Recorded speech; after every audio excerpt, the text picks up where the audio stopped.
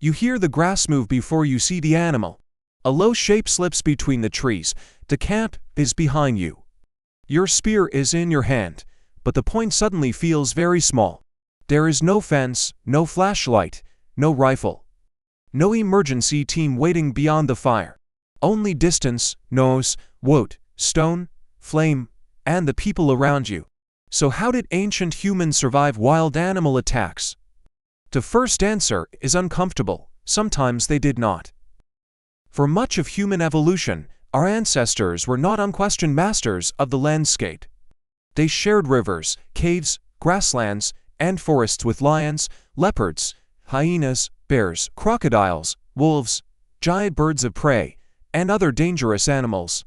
Early humans could hunt. They could also become prey. One of the clearest reminders comes from the Taung child, a young Australopithecus africanus who lived roughly 2 million years ago in southern Africa. Researchers compared marks on the child's skull with damage found on monkeys killed by modern crowned eagles.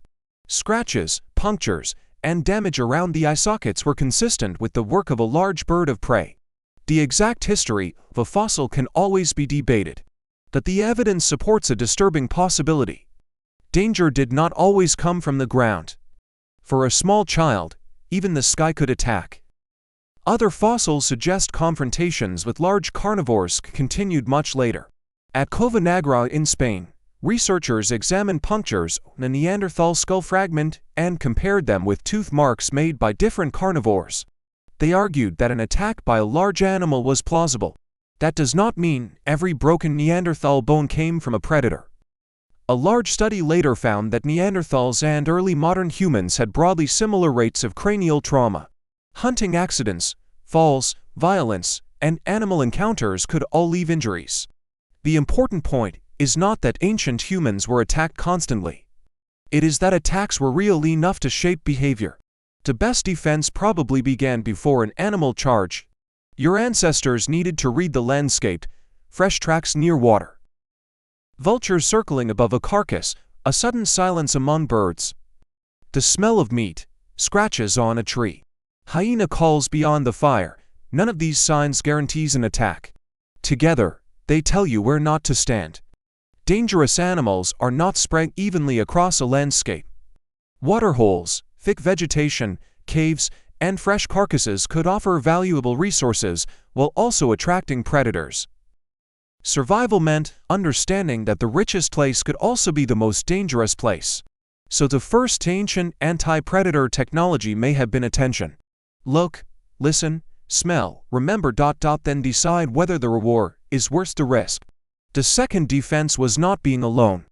A forensic study of modern carnivore attacks found that victims were commonly isolated at the moment of the encounter. That matters because one person looks like one target. A group looks like a problem. Several people can face the animal. Several voices can become one wall of noise. Several hands can throw stones, lift branches, hold spears, pull a child backward, or drag an injured person away. The group also has more eyes. One person searches while another watches the grass and keeps children close. This is not perfect protection. A determined lion, bear, or pack of canids could still kill. But group living changes the calculation for a predator. The easiest prey is often the prey that has been separated. Ancient humans survived partly by making separation less likely. Children were especially vulnerable.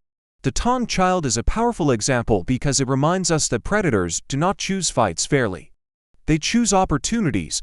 A child near the center of a group is harder to reach than a child wandering alone. An injured adult supported by companions is harder to isolate. A sleeping camp with rotating awareness is safer than scattered individuals in darkness. The strongest person in camp could not watch every direction. A coordinated group could. Then there were weapons. Wood almost always decays, so the archaeological record hides much of this story. But the site of Schöningen in Germany preserved an extraordinary collection of Middle Pleistocene wooden weapons. Our researchers have documented carefully shaped spears, throwing sticks, and other wooden implements that show sophisticated planning and woodworking. These objects are usually discussed as hunting weapons. That was probably their main use. But a weapon that can enter the body of a large animal during a hunt can also help keep that animal's teeth away from your body during an emergency. Distance changes everything. Bare hands force you into the reach of claws and jaws. A long spear lets several people form a barrier. A thrown stone or wooden weapon may cause an animal to hesitate before contact. A burning branch adds heat, light, movement, and smoke. None of these guarantees victory. Their purpose is often not to kill the predator. It is to create 1 second of uncertainty. 1 step backward, 1 opening to escape. That may be enough. Fire probably changed the balance further. At Wonderwerk Cave in South Africa, researchers found burned bone and ash plant remains deep inside the cave in deposits dating to around 1 million years ago. The evidence shows that burning occurred inside the cave.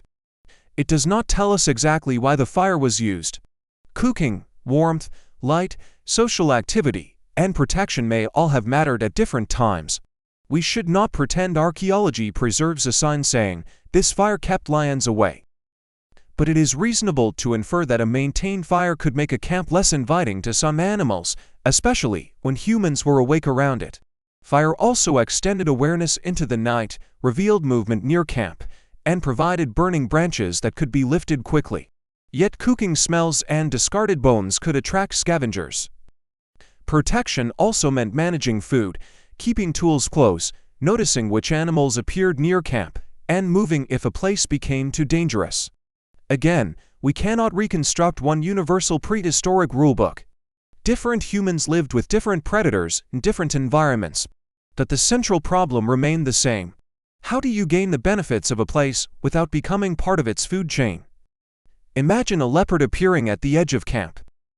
One person sees it first and shouts. The nearest adult pulls a child behind the group. Two people raise spears, another lifts a burning branch. Stones strike the ground near the animal. The humans do not run in different directions, they become larger together. The leopard pauses, perhaps it leaves. Perhaps it circles, perhaps the confrontation becomes violent. But the group has already done the most important thing. It has prevented surprise from becoming immediate isolation. What if the animal attacks anyway? Then survival becomes chaotic. People may strike at the face and eyes, they may use spears to keep jaws away. They may pull the victim from the animal's grip. Afterward, bleeding, crushed tissue, infection, shock, and broken bones become new dangers. This is where the attack overlaps with the wider human system of care. The same group that fought the animal must now carry the injured person, stop bleeding, provide water, protect the wound, share food, and wait. Some survivors carried scars or disabilities for life. Others die, but even failed encounters could become knowledge. Where did the attack happen? What warning sign was missed? Did the animal approach the fire or avoid it? Did shouting help? Did running trigger pursuit? Which weapon reached far enough? Memory turned one terrifying event into a lesson for everyone who survived it. That lesson could change where the group slept, how children moved through camp, who kept watch, and which places or avoided at dusk. In this way, predators did more than injure bodies. They shaped human attention, cooperation, tools, and stories. And this leads to the counterintuitive answer. Ancient humans did not survive wild animal attacks mainly by becoming stronger than lions, faster than wolves, or more powerful than bears. They survived by changing the encounter before strength decided it. They detected danger earlier. They stayed together. They used distance. They created hesitation. They remembered what happened. The spear mattered. The fire mattered. But the most important weapon may have been coordination. One person can panic. A group can respond. Today, people use fences, radios, lights, medicine, and emergency transport. But the oldest principles remain familiar. Notice the warning signs. Do not approach carelessly. Keep vulnerable people close. Create distance. Make your group visible. Have a plan before the animal appears. You hear the grass move again. This time, another person hears it too. A child is pulled toward the center. Steers rise. The fire is lifted. The shape in the grass stops, and for one more night, the humans do not become the prey. If you enjoyed this journey into the distant past, Subscribe for more stories about ancient humans and human evolution.